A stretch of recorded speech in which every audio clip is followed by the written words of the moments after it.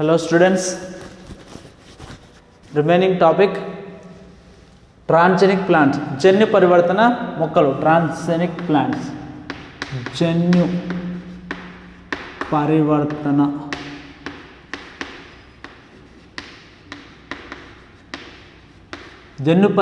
మొక్కలు. ఓకే, అందులో మనకి first one transgenic crop plants having resistance to pathogens and pests. pathogens వ్యాధి కారకాలు మరియు pests. ఓకే, చీడలు అన్నమాట. transgenic crop plants, for example these have 4 types transgenic crop plants. First one, transgenic papaya is resistant to papaya ring spot virus. papaya ring spot virus, transgenic papaya. Okay, next one, bt cotton, transgenic bt cotton is resistant to insects. Okay, insects. And transgenic tomato plants are resistant to the bacterial pathogens pseudomonas. And transgenic potato plants are resistant to the fungus, that is Phytophthora. And second one, transgenic plants suitable for food processing technology. It has the transgenic tomato flavor saver is brucei resistant to suitable for food storage and transport.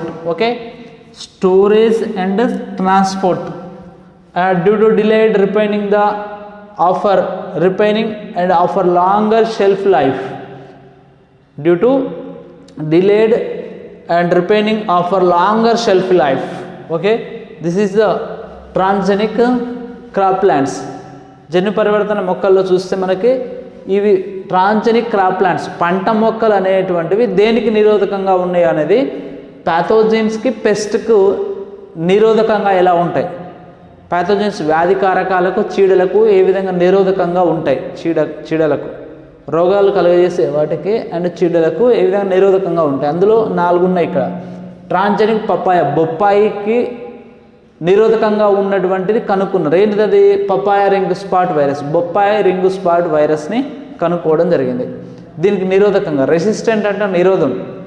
ఈ papaya రెసిస్టెంట్కి మీరు కనుక్కున్నారు? Papaya ring spot virus అనేది తీసుకోవడం జరిగింది. అదేవిధంగా BT cotton ఉంది. ఇప్పుడు మన కాటన్ పత్తి చేస్తున్నాం జనరల్గా. BT cotton is resistance to insect, అంటే కీటకాలు అనేటువంటివి ఆకర్షించి నాశనం చేయకుండా బీటీ కాటన్ని మనం తయారు చేయడం జరిగింది. ఓకేనా, కీటకాలు అనేటువంటివి ఇన్సెక్ట్ బీటీ పత్తిలోకి యాడ్ కావు, నాశనం చేయవు. ఆ విధమైనటువంటి ట్రాన్జెనిక్ ప్లాంట్స్ను మనం తయారు చేయడం జరిగిందనమాట. నెక్స్ట్ ఇంకోటి ట్రాన్జెనిక్ టొమాటో ప్లాంట్స్ అనేటువంటివి కూడా వీటికి నిరోధకంగా ఉండేటువంటి జన్యువులను కనుక్కోవడం జరిగింది. ఏంది? Tomato plants are resistance to bacterial pathogen Pseudomonas. ఈ సూడోమోనాస్ అనేది ఎక్కువగా ఎక్కడ ఉంటుంది అంటే టొమాటోల మీద దాడి చేస్తుంది. అట్లా దాడి చేయకుండా మనము రెసిస్టెంట్ టొమాటోని తీసుకోవడం జరిగింది, అట్లా తయారు చేసారు. అదే transgenic potato plants are resistance to fungus phytophthora, అంటే ఇక్కడ మనకు బంగాళదుంప లోపల మనకు ఫైటోప్తెరా అనేటువంటి డిసీజ్ వస్తుంది, ఫంగస్. అది రాకుండా మనము ట్రాన్జెనిక్ పొటాటోని తీసుకోవడం జరిగింది. జన్యు పరివర్తిత బంగాళదుంపను తయారు చేయడం జరిగింది. ఇక్కడ గమనించండి, ఫస్ట్ ఏమో వైరస్కి రెసిస్టెంట్గా ఉండేటువంటి వాటిని తీసుకున్నాం. బొప్పాయికి రింగ్ స్పాట్ వైరస్ రాకుండా మనము ట్రాన్జెనిక్ పపాయ అనేది తీసుకోవడం జరిగింది. ఓకేనా, తయారు చేసారు. రింగ్ స్పాట్ వైరస్ రాకుండా ఉంటుంది అనమాట ఈ ట్రాన్జెన్స్ చేసిన జన్యు పరివర్తన చేసిన తర్వాత. ఫస్ట్ ఏమో వైరస్, తర్వాత ఇన్సెక్ట్, అంటే పత్తి లోపల ఎక్కువ కీటకాలు అనేవి నాశనం చేస్తుంటాయి కాబట్టి కీటక నిరోధకమైనటువంటి పత్తిని బీటీ కాటన్ తీసుకున్నాం. బ్యాసిల్లస్ తురింజియన్సిస్ అనేటువంటి దాన్ని. ట్రాన్జెనిక్ టొమాటోని తీసుకున్నాం. టొమాటో అనేది బ్యాక్టీరియాలు ఎక్కువగా టొమాటో మీద దాడి చేస్తూ ఉంటాయి కాబట్టి ట్రాన్జెనిక్ టొమాటోని తీసుకున్నాం. ఓకేనా, దానికి ఏది ఆశిస్తుంది అంటే సూడోమోనాస్ అనేటువంటి బ్యాక్టీరియా ఆశిస్తుంది, దాన్ని లేకుండా చేస్తాం. నెక్స్ట్ ట్రాన్జెనిక్ పొటాటో, ఇదేంది? ఫంగస్. ఇది బ్యాక్టీరియా, ఇది ఫంగస్, ఇది వైరస్. ఇట్లా బ్యాక్టీరియాలకు, వైరస్లకు, కీటకాలకు నిరోధకంగా ఉండేటువంటి మొక్కలను, పంట మొక్కలు, crop plants transgenic crop plants having resistance to pathogens and pest. Okay, ఇది మనకు ఇక్కడ తయారు చేయడం జరుగుతుంది. Next one, transgenic plants suitable for food processing technology. Food ప్రాసెసింగ్లో కూడా మనకు ఈ ట్రాన్జెనిక్ ప్లాంట్స్ని తీసుకున్నాం. అదేంటంటే ట్రాన్జెనిక్ టొమాటో ఫ్లేవర్ సావర్ అనేటువంటి దాన్ని తీసుకున్నాం. ఫ్లేవర్ సావర్ అనేటువంటి జీన్స్. ఈ ఫ్లేవర్ సావర్ అనేది resistance suitable for storage and transport. అంటే మనము టొమాటోలు ఎక్కువగా మనం కూరల్లో ప్రతి కూరలో వేస్తుంటాం కాబట్టి ఈ టొమాటో ఎక్కువగా స్టోరేజ్ అండ్ ట్రాన్స్పోర్ట్ నిల్వ ఉండాలి, ప్లస్ ట్రాన్స్పోర్ట్లోకి మనకు టైమింగ్ కూడా ఎక్కువ తీసుకోవాలి. Due to delayed the ripening the of a longer shelf life period. అంటే ఇక్కడ ఎక్కువ కాలం నిల్వ ఉండడానికి, అదేవిధంగా రవాణాకు కూడా మనము ఉపయోగపడుతూ ఉంటాయి. ట్రాన్స్పోర్ట్ తీసుకుపోవాలంటే ఈ నుంచి దాదాపు హైదరాబాద్ తీసుకుపోవాలంటే అంత టైం మనకు సేవ్ అవుతుంది. లేదా వేరే దేశాలకు ఎక్స్పోర్ట్ చేస్తాం. ఎక్స్పోర్ట్ చేయాలనుకున్నప్పుడు ఏమవుతుంటుంది, టైం అనేది ఎక్కువ తీసుకుంటుంది. టైం ఎక్కువ తీసుకున్నప్పుడు మనకు ఎట్లాంటివి ఉండాలి, అందులో టొమాటోలో జీన్స్ అనేటువంటివి మనం చూపించాలి. ఎలాంటివి, ట్రాన్జెనిక్ దాంట్లో ఏముంది, flavour saver is bruises resistance to ఏమన్నాడు, resistance to suitable for storage and transport. ఓకేనా, టొమాటోకి సంబంధించి ఇట్లా మనము ఈ విధంగా transgenic plants suitable for food ప్రాసెసింగ్లో కూడా వాడుతుంటాయి. ఇంకా రిమైనింగ్ మనకు 2 ప్రాసెస్లు ఉన్నాయి, అవి చూద్దాం next.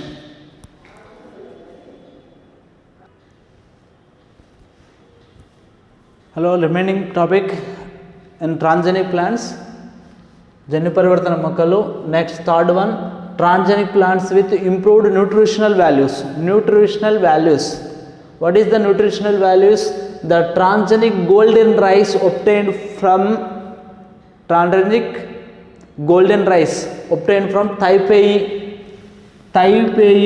is rich in vitamin A and prevent blindness. Taipei is rich in vitamin A. It is golden rice obtained from golden rice. Taipei is rich in vitamin A and prevent blindness.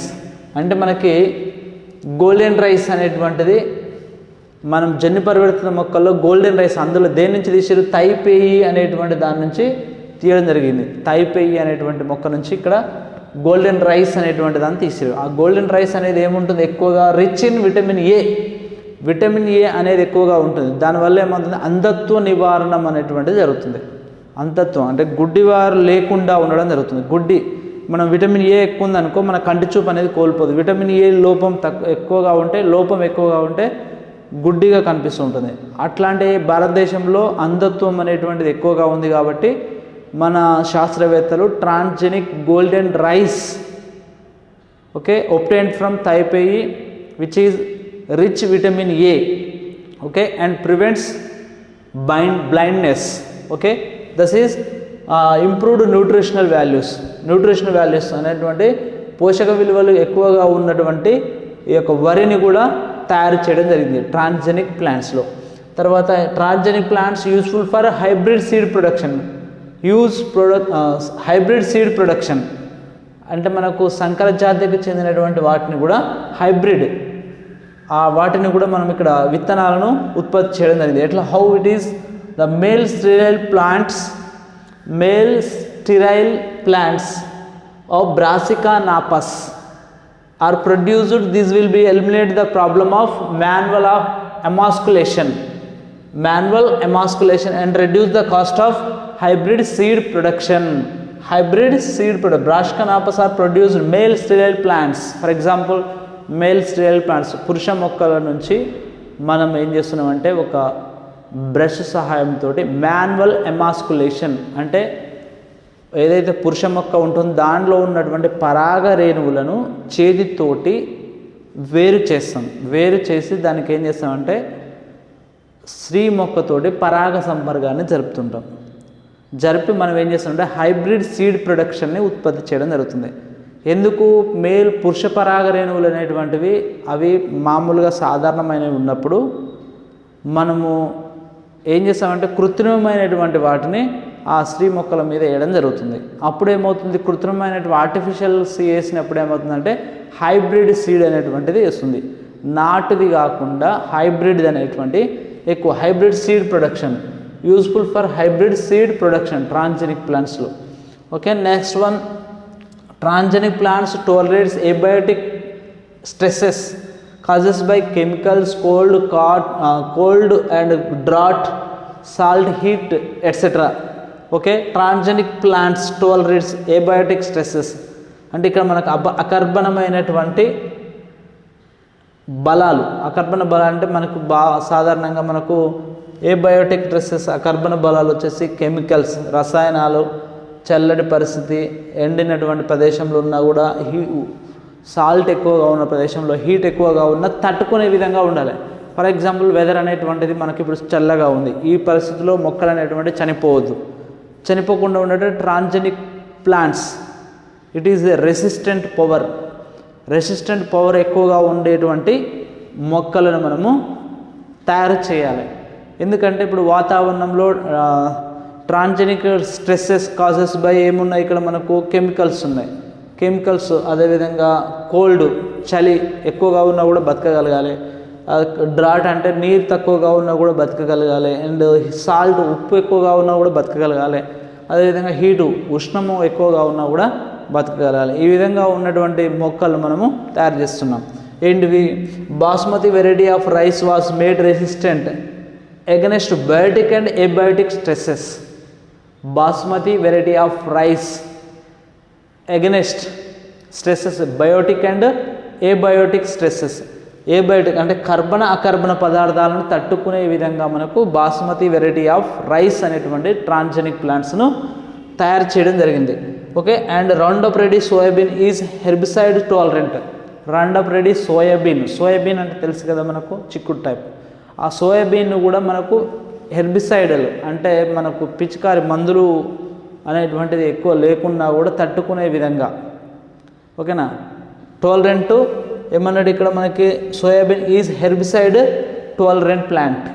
Okay, అంటే ఇవి మందులను ఎక్కువగా పిచికారి చేయకుండా కూడా బతకగలిగే విధంగా మనకు soybean అనేటువంటి మొక్కలను కూడా ట్రాన్స్జెనిక్ ప్లాంట్స్ను తయారు చేస్తూ ఉంటాం.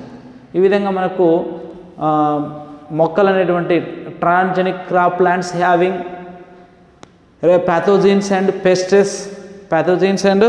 pests and transgenic plants for useful food production, and transgenic plants improved nutritional values. Okay, and transgenic plants hybrid seed production. Transgenic plants tolerate abiotic stresses and causes by chemicals, cold, drought and salt, heat conditions. Okay,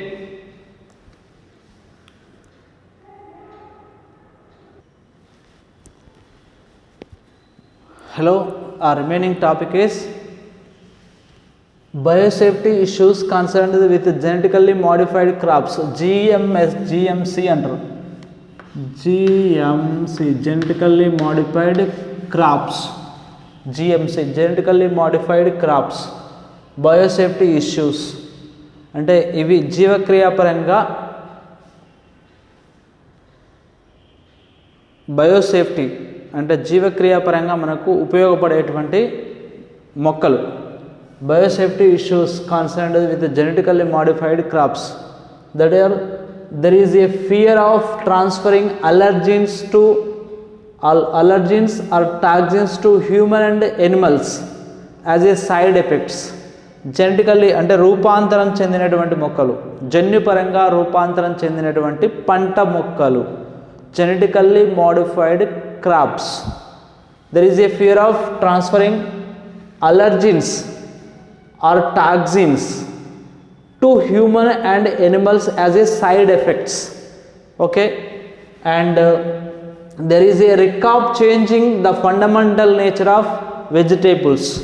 There is a risk of changing the fundamental nature of vegetables, and they may pose a harmful effect on biodiversity, which is the very important biodiversity, and have an adverse impact on environment also. It is a harmful effect.